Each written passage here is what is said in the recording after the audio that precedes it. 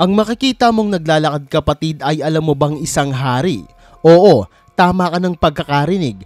Kahit ganyan ang kanyang pananamit, isa yan sa pinakakinakatakutang hari sa mundo at isa sa pinakamayaman. Pagmasdan mo, maraming tato, nakakrop top at tila walang pakialam sa paligid.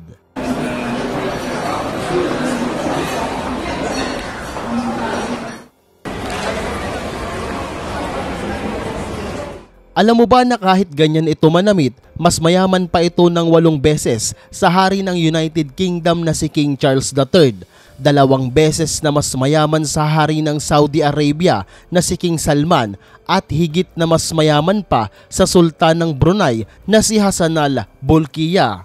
Isa ito sa pinaka-kontrobersyal na hari sa buong mundo dahil alam naman natin na kapag tinawag na hari dapat maangas ang dating, matipuno at nakakatakot. Pero iba ang mararamdaman natin kay Maha Vajiralongkorn, ang hari ng Thailand. At gaano nga ba siya kayaman at totoo ba na isa siyang beki dahil sa pagsusuot niya ng mga pangbabaeng damit?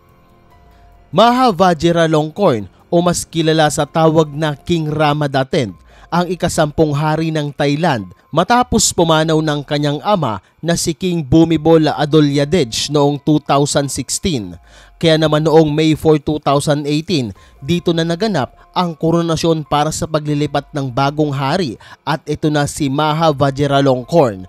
Ginanap ito sa Grand Palace sa Bangkok at alam mo ba na ginastusan ng higit 31 million US dollar o higit 1.82 billion pesos ang koronasyon na ito. Ang royal procession ay tumagal ng 6 na oras dahil inikot ng hari ang mga daan sa Bangkok. Sakay ng isang upuan buhat ng kanyang mga tagasunod. Ang upuan nito kapatid ay alam mo bang gawa sa ginto at meron 16 na sundalo sa paligid. Ang buong prosesyon naman ay kinabibilangan ng mahigit 1,300 na mga opisyal. Kasabay nito, makikita ang mga puting elepante na naglalakad din at sumasabay sa agos ng prosesyon.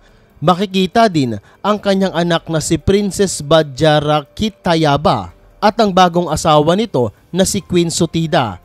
Dito makikita ang pagsuot ng hari ng iconic Crown Victory. Ito ay gawa sa purong ginto at napapalibutan ng mga diamonds. Makikita din dito ang isang natatanging diamante na makikita sa itaas ng crown. Ang koronang ito ay may timbang na 7.3 kilograms na minana pa mula sa pinakaunang hari na si King Rama I noong 1782. Kaya naman bilang bagong hari, inilipat ni King Rama X ang lahat ng assets sa kanya. Ibig sabihin ang lahat ng mga ari-arian at mga negosyo ng dating mga hari ay personal na nitong pag-aari.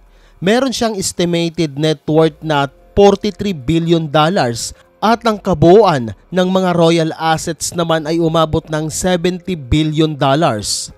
Hawak din ni King Rama X ang mga pinakamamahaling sasakyan sa buong mundo tulad ng Rolls-Royce Silver Cloud 3 na may presyong $1 million, Maybach 600 Pullman na $1.4 million ang halaga, Rolls-Royce Silver na may presyong $2.2 million, 1960 Rolls-Royce Phantom 5 na nagkakahalaga ng $495,000 o 29,500,000 pesos.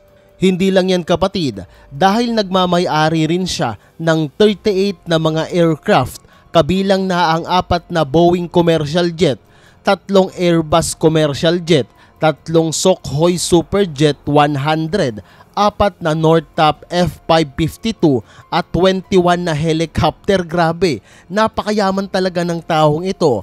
Ayon pa na sa mga gasolina pa lang o fuel ng mga eroplanong ito, umaabot na ng 64 milyon kada taon ang ginagastos nito. Hindi lang yan kapatid, dahil pagmamay-ari din nito ang 16,000 acres na lupain na pinapaupahan sa mga negosyante at mga mayayamang tao sa Thailand.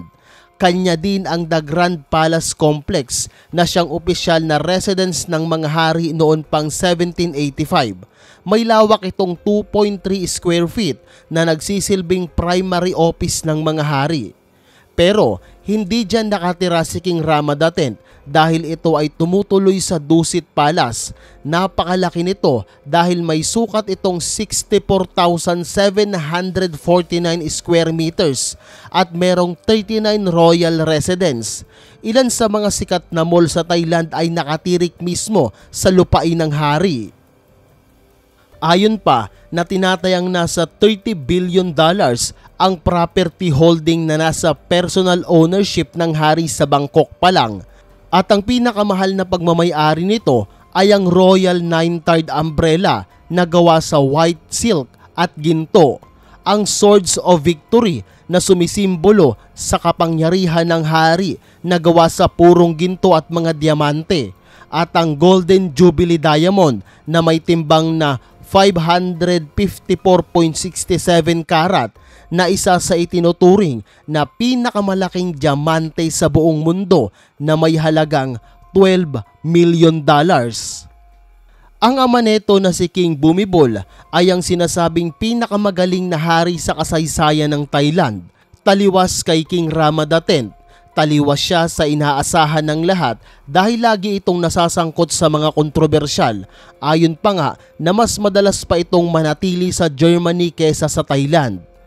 Isa pa sa pinaka-kontrobersyal na ginagawa nito ay noong magdamit siya ng pangbabae at naka-crop top ito at naka-leggings. Kaya naman minsan pinagkakamalan itong bakla. Nagsusuot din siya ng mahiiksing short at crop top. Kaya naman noon sinasabihan na baka ang hari ng Thailand ay isang Becky. Pero hindi.